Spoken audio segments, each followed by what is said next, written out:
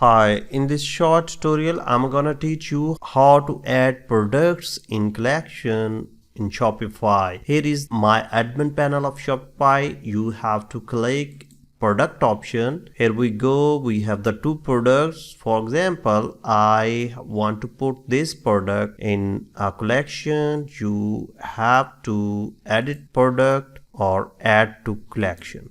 I have one collection here.